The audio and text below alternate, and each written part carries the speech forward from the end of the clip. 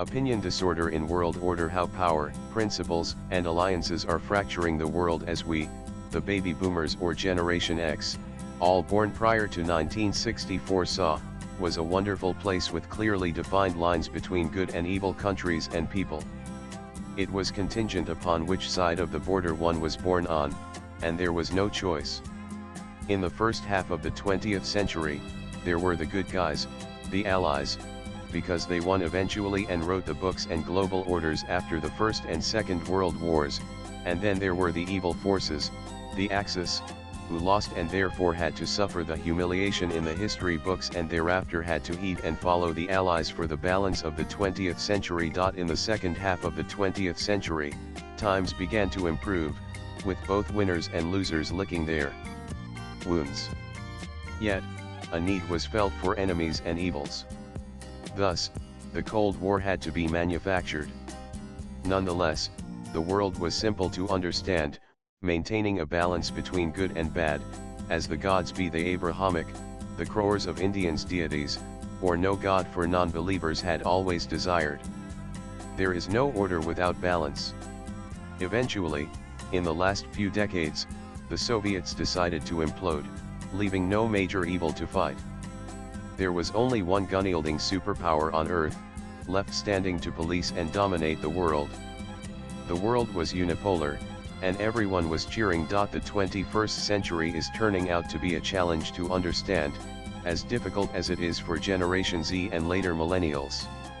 It is becoming disorderly, with the Chinese staking claim, new power centers, small but aligned and partnered, emerging, and the role of non-state actors becoming preeminent. By non-state actors, one doesn't imply the bad terrorist ones, but the worst kinds, the corporates and military-industrial complexes who desire only order through controlled disorder by them. The world is difficult to comprehend even for the best geopolitical armchair academics. The common citizens of the world have already given up as they find the orders written by the so-called good guys, world police, and preachers of good behavior, the Western and First World, not only because of the power they wield but also because they are all white, the color of good, being turned on its head. The leader of the most powerful country backslaps, shakes hands, and embraces a US world designated terrorist with 10 million on his head in the White House, the romanticest residence of the world. Then, he takes the level one notch up by having lunch at his residence with a proxy military dictator who appointed himself as a field marshal, bypassing all civilian leadership and letting down the entire population of Pakistan that elected a government, however flawed the election may have been. It became clear that the more terror one controls, the world would seek the company. It is like in India, where politicians used to have Muslims a few decades back, but now the order has been established that the Muslim has taken over the reins as it is much easier to avoid sharing power. The international organizations have fallen into disarray. They were, in any case, established by the First World after the Second World War to continue colonization of the rest of the world in a much more refined and gentlemanly manner, extracting resources and forcing markets. Those countries who didn't fall in line were declared non-democratic, and then the controls were re-established through the most brutal dictator or feudal available locally, directly, or through proxy democratic governments.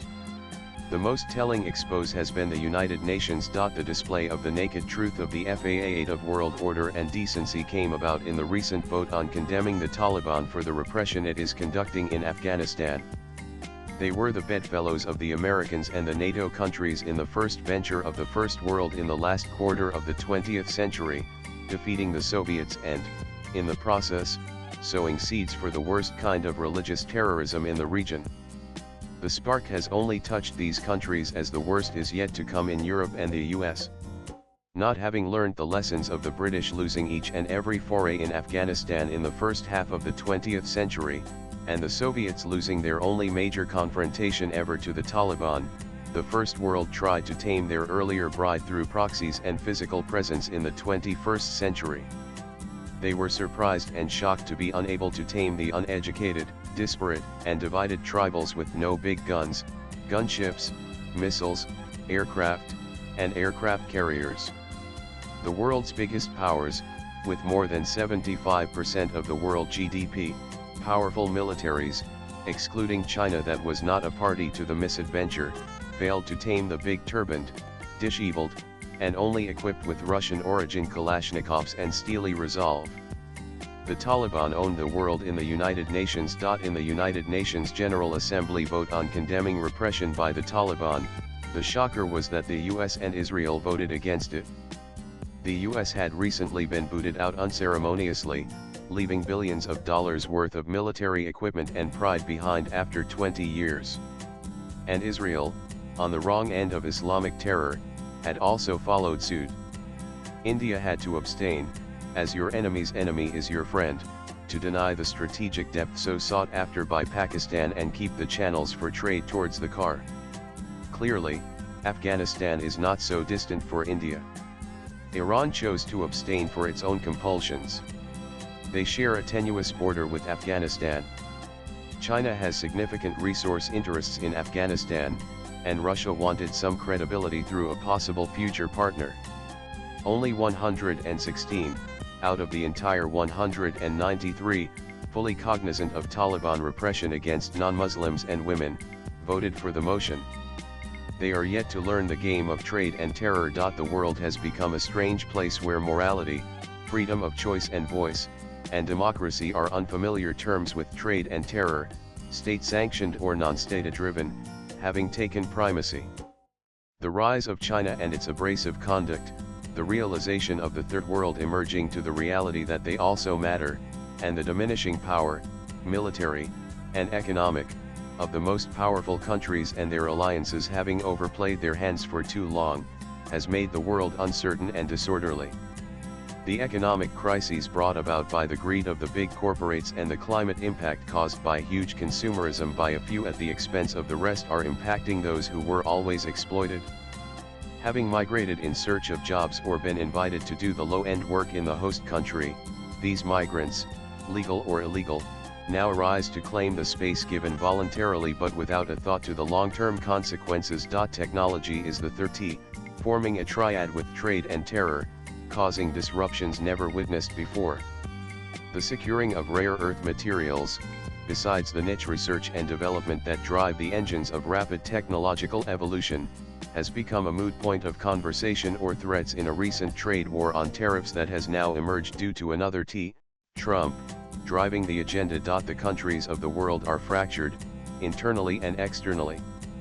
The old-time established norms of loyalties, alliances, and friendships between nations and even individuals, however powerful they may be, are shattered, driving the disorder. The affection between the two powerful entities on either side of the Atlantic, the US and NATO, is now under stress due to commitment about funds. Money can make any marriage go bad.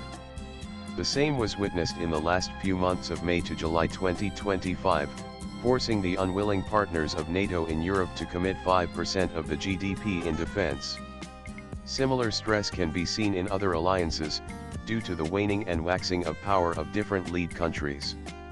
SAARC never took off, SCO is under stress, ASEAN is operating under fear of China, BRICS remains a tiger on paper, and the state is similar in formal and informal alliances, associations, and partnerships. Even the non-state partnerships of terror organizations and corporates are under stress and duress due to different reasons. The only committed partnership remains that of the corporates in the uncertain and volatile world of disorder. Swipe left for next video. India needs to survive this uncertain and disorderly world through careful maneuvering in trade, controlling terror, internal and external, and managing Trump, until he survives avoiding impeachment, and investing in technology. The only close and tough challenge will come from China, under internal distress and external overstretch, and yet powerful enough. Adept economic and political management of China with a powerful military is imperative.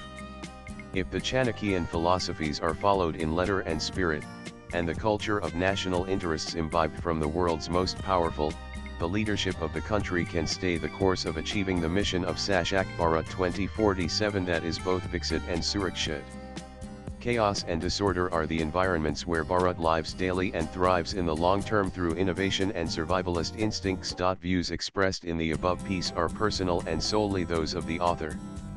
They do not necessarily reflect News 18's views. Latest blogs.